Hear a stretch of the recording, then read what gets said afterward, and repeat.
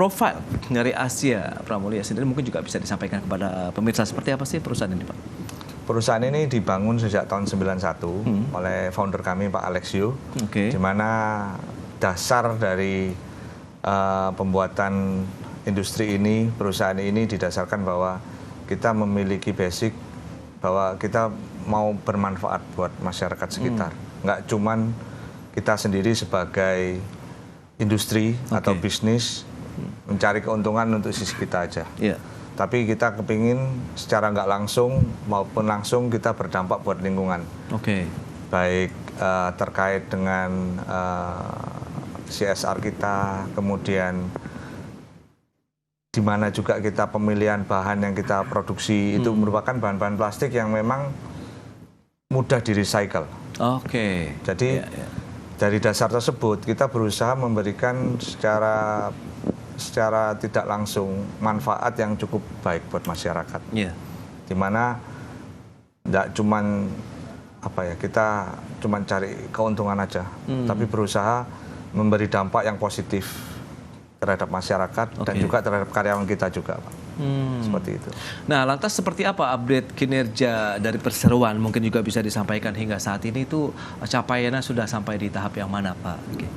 Secara umum, Asia Pramulia sendiri kan memang untuk tahun ini terjadi pertumbuhan yang cukup baik dibandingkan tahun kemarin. Di kuartal pertama target kita tercapai, kemudian bottom line kita juga ada peningkatan, di mana hal tersebut ditunjang oleh investasi yang kita lakukan sejak 2023 ke 2024. Di mana kita menambah lini produksi terkait untuk galon air tersebut. Momen kan sekarang kita lihat bahwa peralihan dari galon PC ke PET itu cukup masif. Betul. Semua dari industri AMDK kecil sampai besar semua beralih ke sana, Pak. Dengan adanya line baru yang ada di Pasuruan tersebut, kita sekarang bisa mensuplai kebutuhan galon air di Indonesia, di Jawa terutama, Jawa Timur, dan ada di beberapa pulau juga kita ada. Itu per bulannya kita bisa mensuplai market sebesar 160.000 galon per bulan. 160.000 galon? Nah, itu sangat membantu kita untuk pencapaian kita di kuartal pertama, Pak. Baik, itu dia capaiannya. Nah, kalau kita bicara mengenai iklim usaha, karena kita tahu juga kan dengan munculnya banyak produk-produk baru makanan yang menggunakan juga plastik kemasan begitu kan, ini juga semakin beragam, bahkan industri air minum juga berkembang, semakin banyak bermunculan merek-merek baru begitu di lapangan. Anda melihatnya bagaimana potensinya sendiri, Pak Riki, akhirnya kalau kita bicara iklim usaha?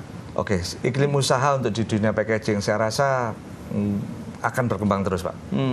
Karena memang ada stigma terkait dengan isu lingkungan, memang ada, betul. Tapi sampai saat ini belum ada packaging yang bisa menggantikan plastik secara keseluruhan. Di mana dari sisi fungsi, sisi ekonomis, sisi estetika. Cuman dari situ terhadap pergeseran yang ada itu lebih terhadap cara pandang masyarakat terhadap packaging, Mbak. Mereka menuntut lebih sehat, lebih higienis, kemudian dari sisi halal dan lain sebagainya, kemudian efisiensi produk, Pak, efisiensi packaging, di mana sekarang lagi trennya seperti saya sampaikan tadi ke arah produk yang lebih higienis, yaitu yang dampak kesehatannya seminim mungkin. Kemudian kebersihan, kemudian higienis dari produk itu sendiri. Kemudian juga dari sisi terhadap lingkungan, karena produk PET itu memang produk yang paling mudah di-recycle, seperti saya sampaikan tadi. Jadi produk packaging rigid yang kita produksi itu kalau di bahan baku PET itu yang tier paling atas, Pak. Di mana hasil pemakaian dari PET tersebut kan kalau di recycle itu ada 2 poin, Pak. PMR dan PCR. PMR itu post manufacturing recycle. Itu tugas kita sebagai industri. Ada lagi PCR, post consumer recycle. Itu peran kita bersama, masyarakat, pemerintah, kita di dunia bisnis. Dari hal tersebut, di mana poin tier kita paling atas, waste dari botol itu bisa digunakan untuk seed, di mana produk-produk tersebut Bapak lihat gelas untuk di kafe-kafe yang dari PET yang bening-bening. Iya. Kemudian dari situ bisa di recycle juga menjadi fiber, di mana untuk kain, untuk garment. Jadi saya lihat memang dengan pemilihan Asia Pramulya untuk fokus di produk yang menggunakan bahan-bahan tersebut, membantu sustainability juga. Yes, itu dia keberlanjutan, kemudian kaitannya dengan lingkungan, justru waste-nya sendiri bermanfaat untuk jadi produk baru lagi ya berikutnya, begitu. Betul. Oke, ini menarik nih Pak Riki. Nah, lantas kalau kita bicara mengenai tadi, ini sudah IPO, kemudian pasti ada dana segar yang diraih oleh perseroan. Mungkin Pak Arief nih sekarang bagaimana bisa menjelaskan juga kepada pemirsa apa saja nanti yang akan digunakan dari dana segar yang diraih ke 106,68 miliar rupiah ini Pak. Oke, jadi untuk penggunaan dana kita atas IPO ini kurang lebih total 100,6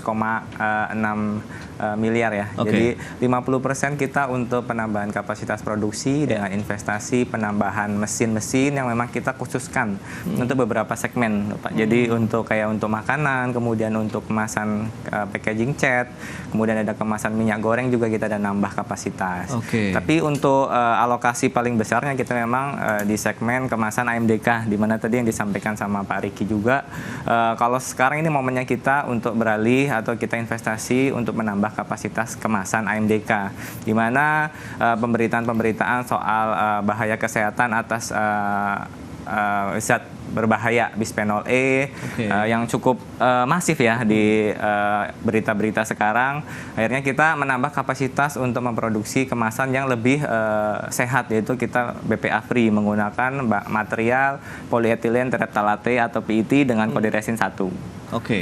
Selain itu sisa 50%-nya kita gunakan untuk modal kerja, yaitu untuk pembelian bahan baku, kemudian penambahan tenaga kerja, kemudian juga ada biaya kebutuhan-kebutuhan yang berkaitan dengan modal kerja perusahaan.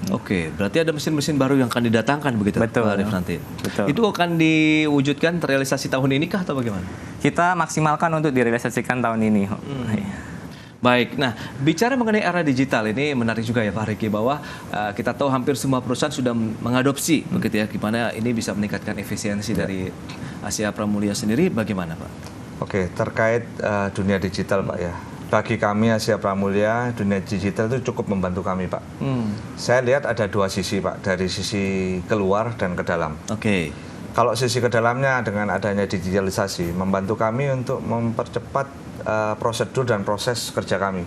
Contoh dengan adanya sistem ERP, kemudian paperless, membantu kita untuk memverifikasi apapun dokumen itu lebih cepat.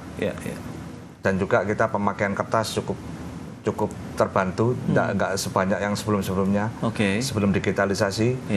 Kemudian kalau dari sisi yang keluar itu membantu untuk memperkenalkan Asia Pramulya lebih, termasuk dari marketplace yang dari online dan lain sebagainya. Kita juga ada lini-lini tim yang menangani online kita juga, dan juga kita bisa lebih mudah memperkenalkan Asia Pramulya dengan digitalisasi tersebut, baik melalui channel medsos kami dan lain sebagainya, seperti itu.